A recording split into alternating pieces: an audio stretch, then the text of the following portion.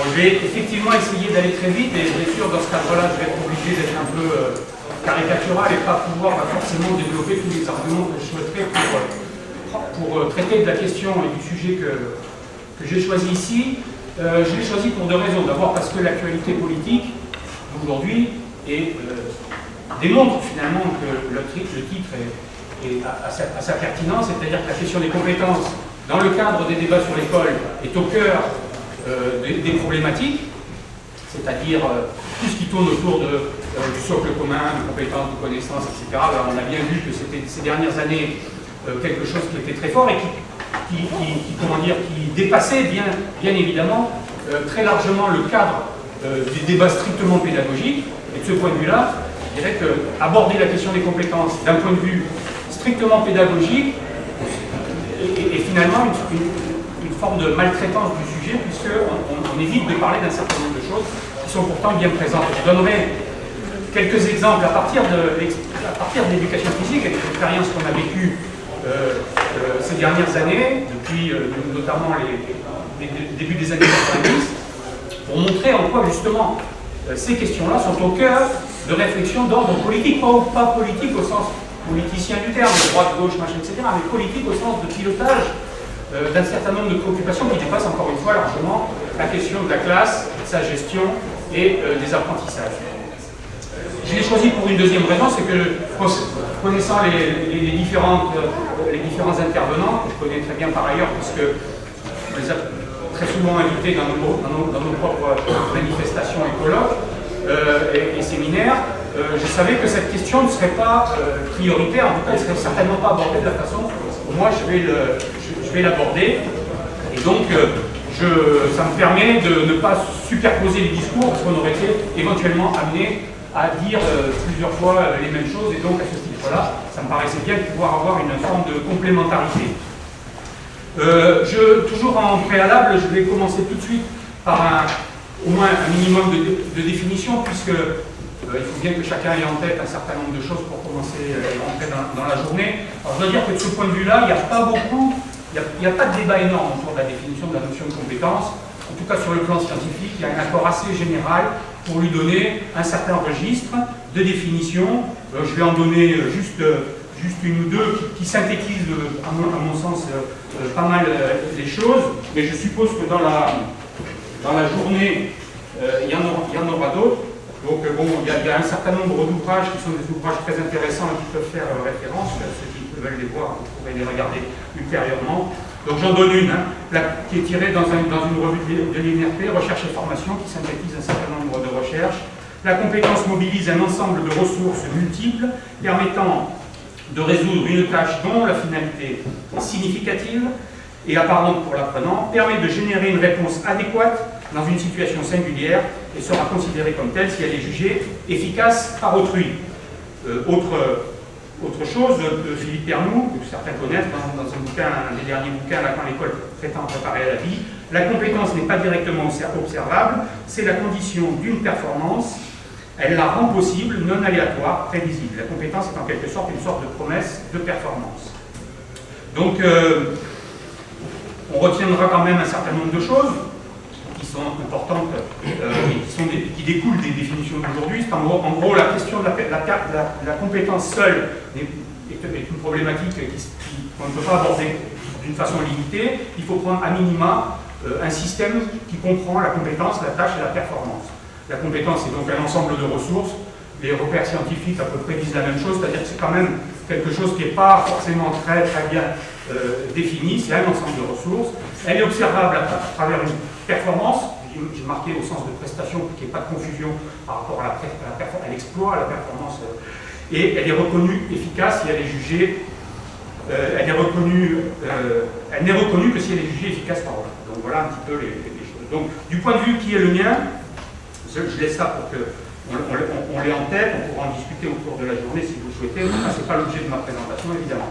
Donc je vais prendre trois moments clés qui me paraissent importants pour montrer comment le syndicat, par exemple, puisque c'est de ce point de vue-là que je vais pouvoir parler, a travaillé et traité la question des compétences pour intervenir dans un registre qui est le registre on va dire, de la politique de l'éducation physique. c'est-à-dire du pilotage de l'éducation physique. Trois moments clés, le moment début des années 90, notamment le moment de l'appui sur la charte des programmes.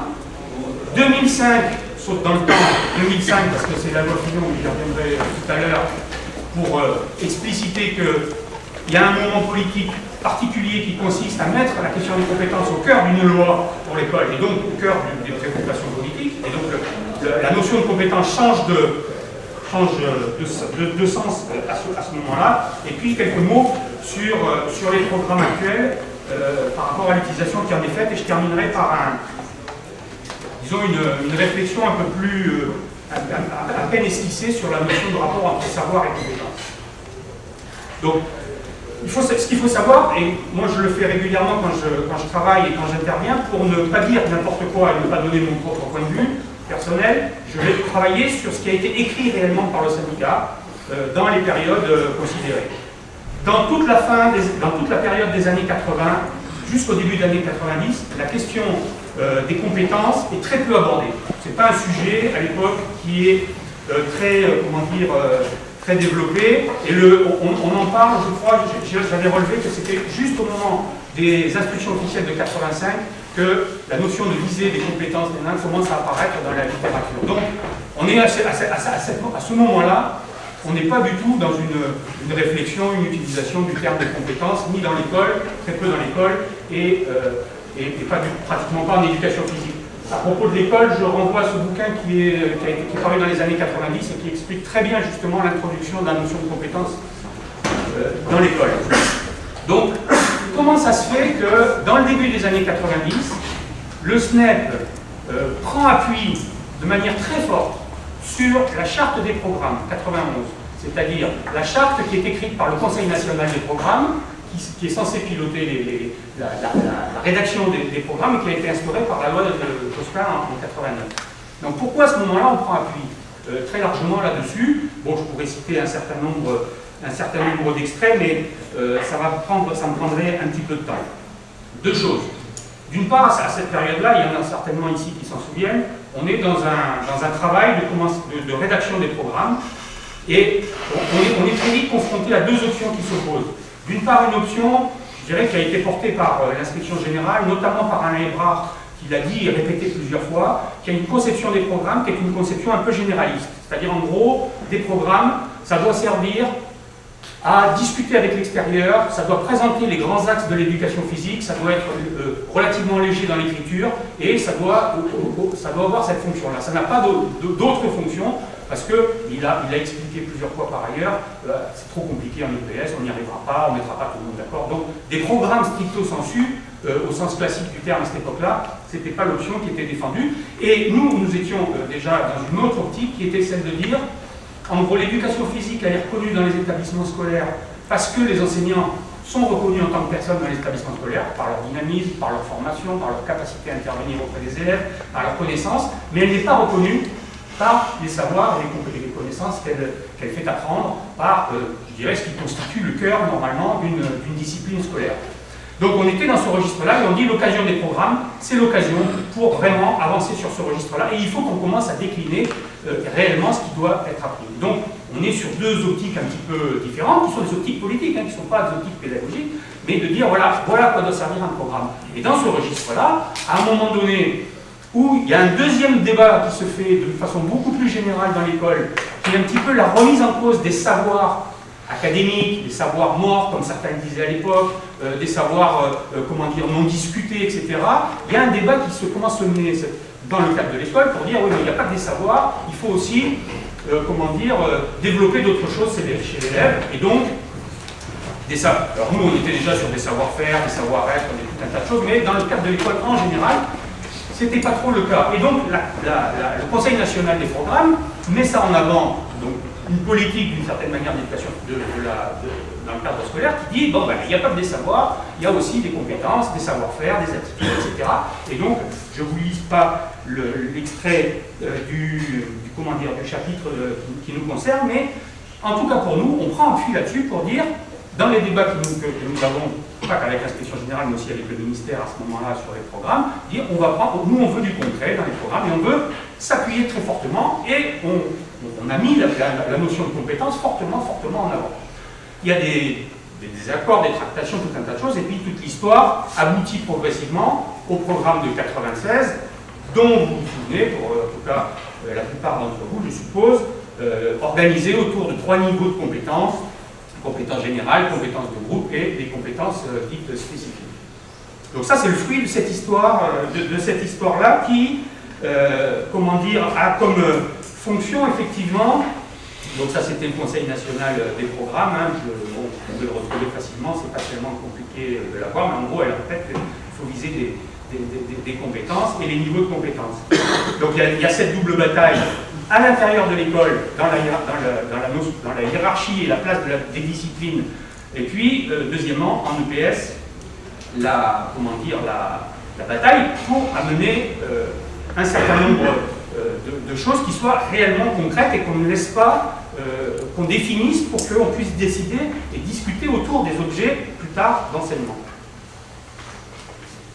Donc ça, c'était le premier point que je voulais aborder très rapidement, donnant pas tous les exemples que j'aurais souhaité, mais pour montrer qu'il y a la bataille qui se mène dans les années 90 autour de la notion de programme et de la place des compétences, est d'abord une bataille qui est de cet ordre-là, avant d'être une bataille, je dirais plus tard, d'ordre de contenu, etc.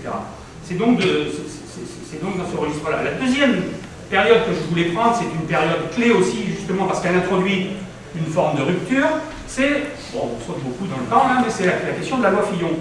Pourquoi une rupture? Parce que c'est la première fois qu'on met au cœur, avec la question du socle commun, on met au cœur la question des compétences, même si cette question des compétences, elle est adossée avec d'autres notions comme celle des connaissances, mais dans le langage commun, il est resté beaucoup la question des compétences uniquement comme étant centrale. Et à ce moment-là, on se pose la question de pourquoi le Fillon en particulier, mais justement veut et souhaite faire inscrire la notion de compétence dans cette loi-là, pour établir une certaine politique. Et donc là, je fais référence encore une fois à des travaux, non pas syndicaux ou politiques, mais des travaux scientifiques, sur l'utilisation du terme de compétence, d'où il vient, comment il est, à un moment donné, inscrit dans des préoccupations d'ordre européen, les compétences clés, et la volonté qui est développée au niveau européen, de faire en sorte que la notion de compétence, à un point de vue très général, vienne se substituer progressivement à d'autres notions qui sont, mais ça c'est un problème beaucoup plus général, des garanties, c'est-à-dire la notion de diplôme qui est une garantie après, parce que derrière les diplômes, il y a des statuts, il y a des conventions collectives, il y a tout un tas de choses, etc. Or la notion de compétence, et de livret de compétences et de portefeuille de compétences, vient percuter un peu ça, c'est-à-dire on juge simplement si la personne est bonne ou pas bonne, et puis en fonction de ça, on va lui adapter son emploi, son métier et son salaire. Donc c'est un problème très général, hein, mais en tout cas c'est le moment où tout ça se joue au niveau européen, voire mondial, et donc la venue, et d'ailleurs François Fillon s'en est pas caché, la venue de la notion de compétence dans le cœur de ces problématiques, elle est issue des compétences clés européennes et de cette volonté-là. Alors, je passe rapidement pour dire qu'il y a un deuxième problème qui se pose à partir du moment de la loi Fillon, et c'est pour ça que le SNEP est rentré en bataille de façon assez massive à ce moment-là, c'est que dans le socle qui est défini de compétences et de connaissances, évidemment, il n'y a au départ strictement rien qui concerne l'éducation physique, et évidemment la question des disciplines n'était pas au cœur des problématiques, mais il n'y a rien qui concerne la culture physique, sportive, artistique, c'est-à-dire le cœur de notre champ dit de référence.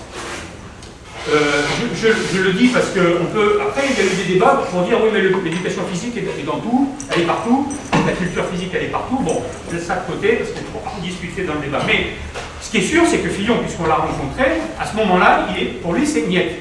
Hors de question que ça fasse partie des fondamentaux.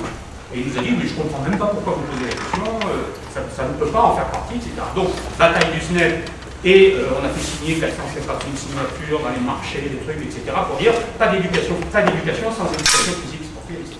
Donc on a une bataille, une double bataille à ce moment-là, donc il y a d'une part, on tire la question des compétences vers un registre, et on le verra par la suite, où on passe de notions qui peuvent être des garanties à un moment donné, diplôme, reconnaissance d'un certain nombre de choses, à un bien individuel qui est celui de la compétence et sur laquelle on va juger la personne ou pas. Donc, il y a cette bataille-là, et puis le fait qu'effectivement, donc ce n'est pas présent, et la bataille qu'on a menée a permis de faire rentrer des trucs, quelques bricoles, dont on peut aujourd'hui, évidemment, discuter la pertinence.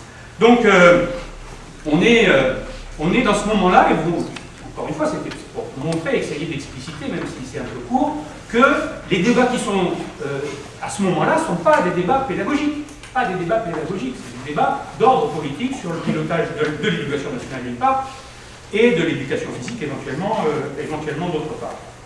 Donc ça c'était le deuxième exemple que je voulais prendre, et puis évidemment venir sur la question un petit peu d'aujourd'hui pour expliciter la même chose. C'est-à-dire que les débats, contrairement à ce qu'on peut penser, ne sont pas des débats qui sont d'un ordre très pédagogique, etc. C'est l'ordre politique, encore une fois, de pilotage de l'éducation physique. Quelle est la différence et quelle est la rupture fondamentale entre les programmes antérieurs et les programmes les plus récents? Les programmes antérieurs, donc on l'a vu, ont fait l'objet de débats et ont fait l'objet finalement de formes de consensus ou de compromis qui, au bout du compte, permettaient d'essayer de trouver un équilibre. Bon, pas là encore une fois, mais enfin un équilibre entre des recommandations dont l'historique vient de notre histoire propre, des instructions officielles, etc., donc des recommandations, des visées, etc., à des prescriptions qui sont aujourd'hui beaucoup plus fortes. Et à double titre, le débat sur les compétences, dont on a vu la définition tout à l'heure, a amené à ce que dans les programmes, il y a deux sortes de compétences. Deux sortes, ça échappe à personne. Il y a des compétences dites propres, qui n'ont pas l'objet de classer des compétences, mais qui ont l'objet de classer des activités physiques et sportives, et qui ne sont pas des compétences au sens classique du terme, et qui ont comme objet non seulement ça, mais donc à travers ce découpage, de piloter l'organisation de l'éducation physique, et on le voit aujourd'hui avec les contraintes multiples qui sont amenées, notamment au moment des évaluations au bac et au DNP, et on pourra reprendre l'exemple du bac. On pourra le reprendre dans la discussion pour montrer comment justement cet objet-là, il est là pour contraindre et amener les enseignants à faire un certain nombre de choses qui sont jugées par l'institution comme valides. Donc il y a cette compétence-là, et puis à l'opposé, en bas de l'échelle, à une autre échelle, il y a les compétences dites attendues, qui sont elles plus proches des vraies compétences parce qu'elles sont définies un peu scientifiquement dans leur conception, mais qui ont une autre fonction aussi, qui est la fonction de prescription, cette fois-ci, non plus de l'organisation de l'équilibre, de l'éducation physique, mais des contenus même d'enseignement, puisque à travers ce qui est donné, on a des prescriptions qui sont très très fortes. Quand on passe des programmes aux fiches référentielles, on a beau appeler ça des référentiels, des choses qui sont en référence, etc., en termes prescriptifs, c'est très très fort. On en a parlé d'ailleurs à nos juristes en leur disant, parce que on a interrogé plusieurs fois sur, on a mené une bataille évidemment là-dessus, et on a interrogé plusieurs fois sur la notion de référence, sur l'idée de à quel niveau d'adaptation on peut se situer, c'est-à-dire qu'est-ce qu'il est possible de faire pour un enseignant donné dans un établissement donné pour adapter les programmes. Et bien les juristes ont répondu, en fait pas grand-chose, quoi. Pas grand-chose. C'est-à-dire que s'il y a un problème ou s'il y a quelque chose, à un moment donné, on dit, les programmes c'est ça, ils sont à appliquer, vous ne les avez pas appliqués, vous ne les avez pas appliqués, donc vous êtes en faute. Et je dois dire que là-dessus, on a un problème d'équité sur l'ensemble du territoire, d'une certaine manière, puisqu'on a fait le tour de toutes les recommandations qui ont été faites par le corps d'inspection dans toutes les académies, et on a des grands écarts. Je prends l'exemple du DNB là, on a des écarts très très importants dans l'interprétation même des textes. Donc, on a aujourd'hui une éducation physique dont la fonction, des compétences est un encadrement de toute l'activité professionnelle, et dans laquelle ce qui est en arrière-plan, c'est la question de l'enseignant concepteur, c'est-à-dire cadrage de la fonction publique, etc., qui est posé et qui commence à poser problème. On en a des retours de plus en plus permanents, et on est... d'accord, on a une grande difficulté autour de ce registre-là, ce qui est quand même une rupture et quelque chose de relativement nouveau dans l'histoire, dans notre histoire, mais dans l'histoire de l'éducation nationale, parce qu'aucune autre discipline.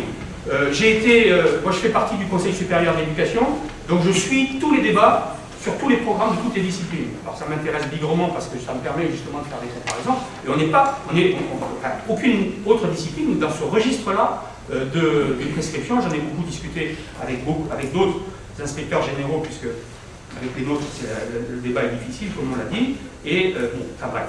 Donc je voulais terminer maintenant en revenant un petit peu sur la question des savoirs, non pas opposés, vous verrez que je terminerai par ça, à la notion de compétence, mais comme étant un registre sur lequel il faut qu'on revienne, encore une fois, politiquement. Pourquoi?